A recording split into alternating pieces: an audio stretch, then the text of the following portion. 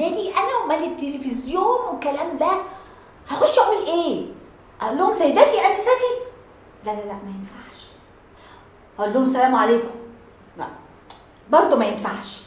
لا انا بقى احكي لهم حكايتي كلها واخلي الناس تتاثر بيا وادمع لي دمعتين. ايه اخص عليك يا شاهد انت وسعد. ماما ركزي بقى، اهم حاجه دلوقتي تركزي مع المذيعه في الحوار اللي معاها، ركزي جدا لان الدنيا كلها هتتفرج على البرنامج ده. يا اختي انا ناقصاك انت كمان، ما انا عماله اركز واحفظ واعمل ايه تاني؟ تعملي ايه بقى؟ اوعي تجيبي سيره سعد وحضرتيه ازاي والحركات دي عشان عارفاكي. يا سلام، لا فالحه قوي. وبعدين عايزاني اقول ايه غير كده يعني؟ يا نهار اسود، وانت كنت ناويه تقولي كده؟ ركزي بقى معايا، عندك حاجات كتيره قوي تقوليها. التهديدات اللي كل شويه تجيلنا، ولا الست اللي كل شويه تتنكر وتطلع لنا مره شحاته ومره صاحبه جمعيه خيريه وتختفي وتظهر وتظهر وتختفي، ولا اقول لهم على ميمونه اللي جت عاشت وسطنا كشغاله وفي الاخر طلعت بتخوننا. يا سلام يا سلام. وتفتكري بقى انا لما اقول الكلام ده كله هيصدقوا كلامنا؟ لازم يصدقوا، واكبر دليل الجزيره المرصوده دي، اكبر دليل على اعمالهم الواطيه. تعرفي ان عندك حق. طبعا عندي حق. هنعمل بقى حلقه ما حصلتش، اول ما اقول اكشن تروحي داخله على طول انت كده من غير صباح الخير ولا مساء الخير ولا اي حاجه. لا المذيع اللي معايا تخش في البرنامج على طول كده. استاذ سعد لو سمحت يا استاذ سعد. ايوه. عايز البرنامج بقى لما يذاع كده وانا اجي اسجل. أيوة. مش عايز صوت بقى في الفله ولا اي حاجه ولا زعيق ولا رد ولا اي صوت من ده. حضرتك واضح انك جيت غلط على ليه؟ فكره، الفيلا دي كلها زعيق وعيال صغيره. يا عم اسكت الله يستر معاك. يارا تعالى يارا. يارا المذيع اللي معايا الاستاذ سعد اللي هو ساكن في الفيلا عندنا يعني. 017. يا عم 017 ايه؟ طب 018 عشان نوطد العلاقه. انت هتقول كل الزيروهات وانا كل ما اجيب مذيع سقط مني؟ مش حرام عليكم ارحموني بقى. هو ده بقى المكان اللي بيظهر فيه المخلوقات الغريبه؟ وهو ده بقى اللي احنا هنصور فيه. طب انا عايزه اقابل مدام رعد عشان اخد منها شويه تفاصيل. لو سمحت الانسه رعد او مدام رعد ناخد منها شويه تفاصيل، فكرتي يعني. اوكي. تعالى يا سعد بس احنا ممكن ناخد منك انت شويه تفاصيل عشان وشك سفيق كده منور يعني. لا انا ماليش في الحاجات دي اصلا. يا عم انت مش فاهم حاجه، انا مخرج كبير وهبروزك. تبروزني ايه يا عم براويز وانا صوره قدامك؟ انا كده هروح في داهيه اصلا. انت اسكت. ليه؟ انت مش فاهم حاجه، اسكت. اسكت ليه؟ هل فاكر ان الكاميرا هتشوفني وتصورني؟ ده عبيط ده ولا ايه؟ يا سلام. ليه عبيط ليه؟ جن انت ولا عفريت؟ انا الواد سعد كان هنا واختفى.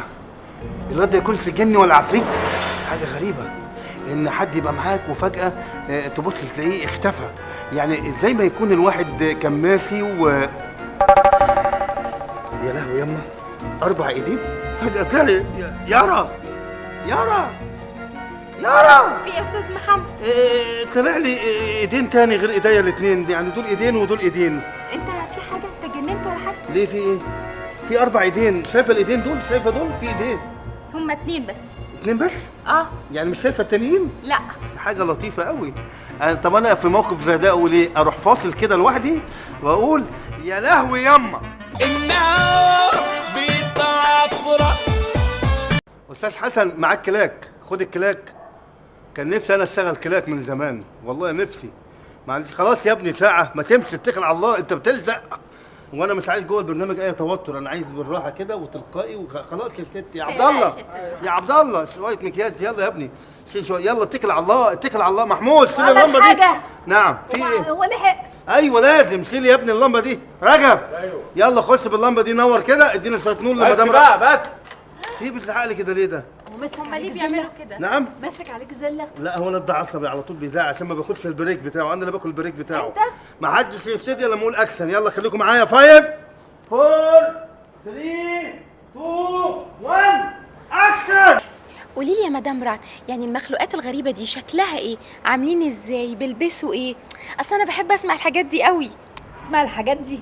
اقول لها ايه دي؟ هو انت عايزه تسمع حدوته اخر الليل ولا ايه؟ عشان خاطري يا مدام رعد، قولي لي بقى عشان خاطري. هقول لك ايه بس؟ الله، اهو كل شويه بيشكلوا بشكل ويظهروا ويخبطوا ويختفوا. طب هم عايزين ايه منكم؟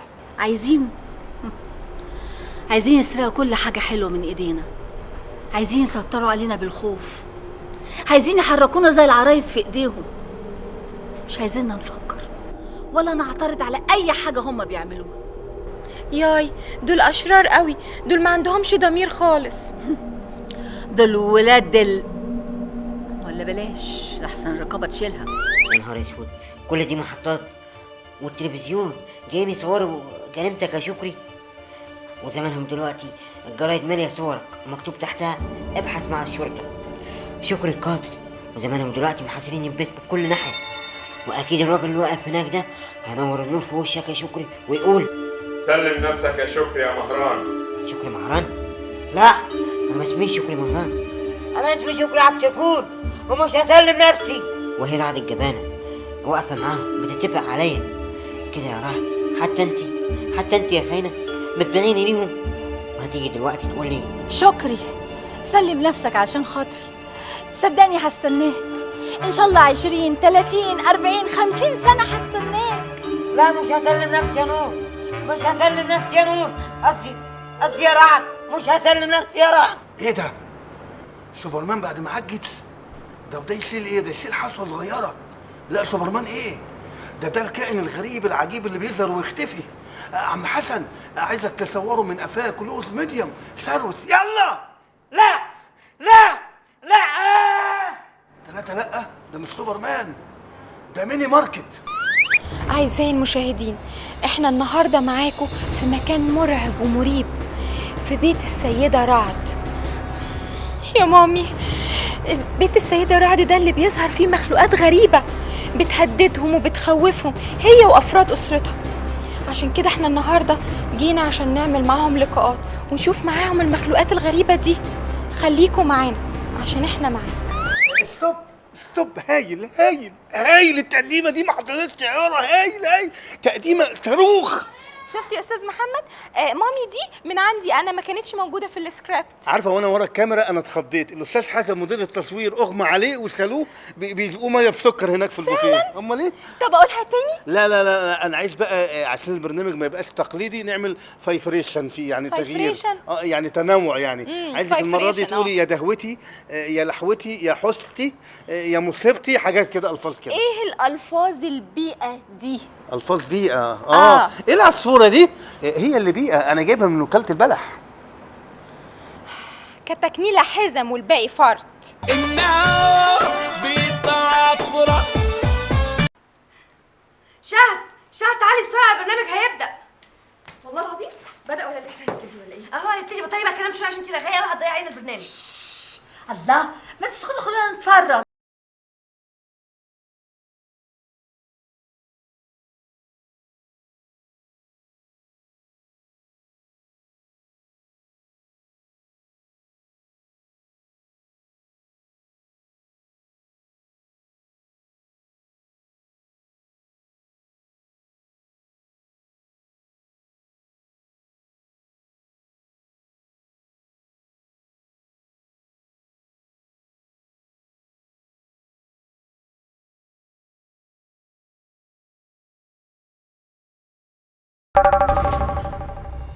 ايه ده؟ هي مش دي نانسي ولا ايمي؟ دي الشحاتة. يا نهار اسود. ان مدام رعد تعاني من عته نفسي واضطراب عصبي في المخيخ، ورياكشناتها يتضح انها مضطربه وغير متزنه بالمره. خليكم معانا. ايه يا بنتي انت عاملاه في نفسك ده؟ ايه العياط ده كله؟ انا مش شايفه سبب بصراحه في اللي انت بتعيطي له ده كله. عايزه ايه؟ والنبي يا واد تسيبيني في حالي، عشان اصلا انا سبب في كل حاجه حصلت لماما. يا حبيبتي يا ماما. ايه السبب في ايه؟ مش فاهمه. سبب في ايه؟ مش انا اللي خليت التلفزيون يجوا هنا واهانوها يا عيني وجرحوها؟ دي ماما اتصدمت قوي من الكلام اللي قالته المذيعه.